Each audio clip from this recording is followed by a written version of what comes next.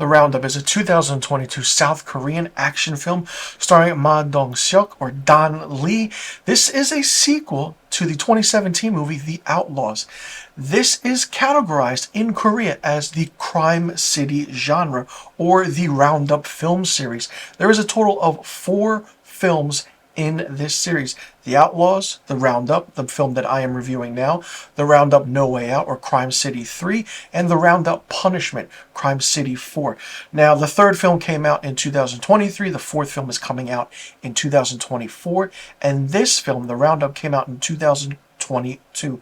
Now, it takes place 4 years after the events of the first film, and we kind of see Detective Ma Sok-do, who travels to Vietnam with his team in order to interrogate a suspect and try to figure out what's going on. And they learned that a vicious killer is on the loose, killing Korean tourists, who has done so for several years, and they finally decide to hunt him down.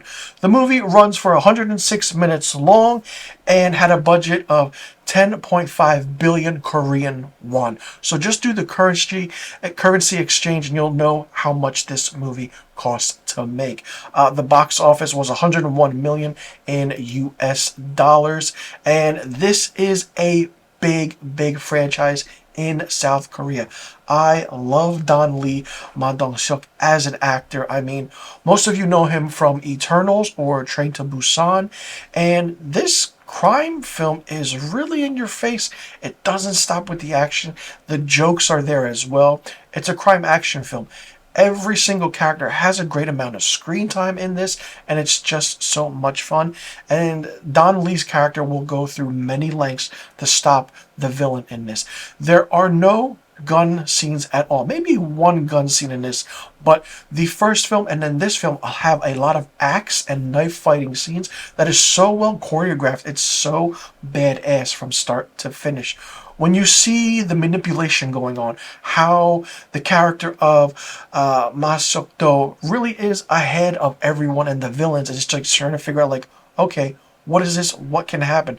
Some of this story is inspiration from the Philippine Korean kidnapping group, if you just look that up, but it's really done well. There are a lot of returning characters from the first film, The Outlaws, but this one is done really good. The villains in this franchise, from the ones I have seen so far, are really ruthless and vicious. They don't hold back. They just go in for the kill, and you're like, holy shit.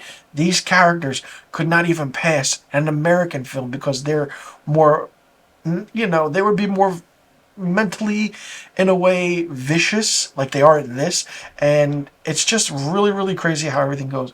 The dialogue is great, and how everything is put together is really good. Some scenes are predictable, I could say. When someone goes into a certain scene, they're like, okay, wait, don't do that because you might get stabbed or you might die.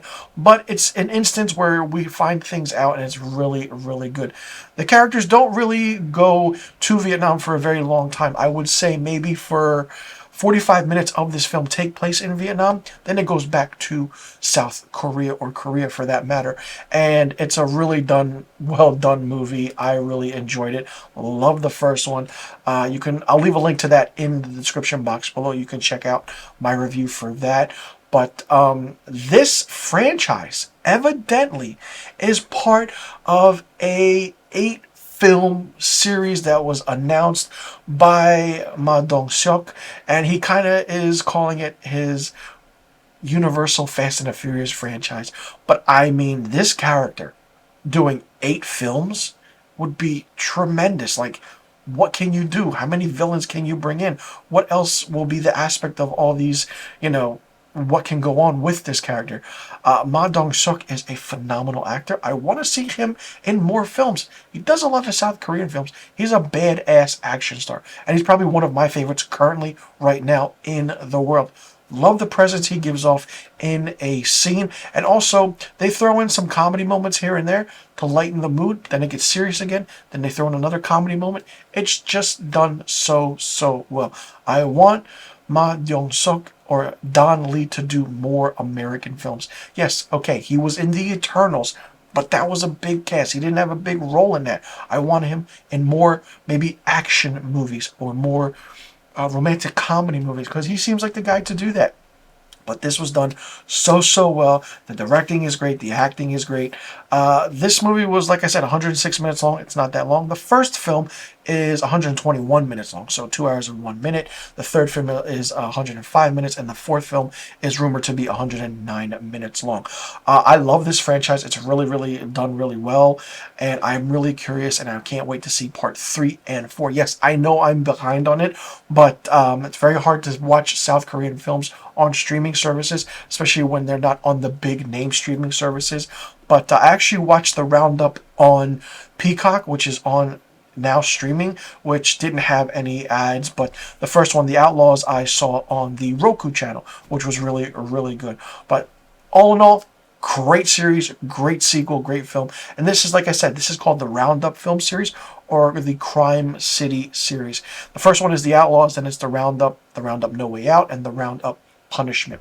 For me, the Roundup gets 5 out of 5 stars. Let me know in the comment section below what you thought about this sequel to The Outlaws. Did you like it? Did you not like it? What did you think of it? Have you seen these films? And if you are in South Korea, are you looking forward to Crime City 4 or the Roundup Punishment? Is Don Lee Ma Dong-seok one of your favorite actors currently? And what do you think about this series being a total of 8 films?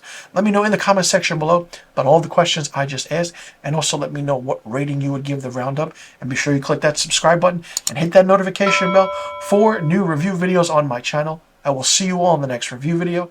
I'm Mr. Filmstock, and thank you so much for tuning in. 감사합니다.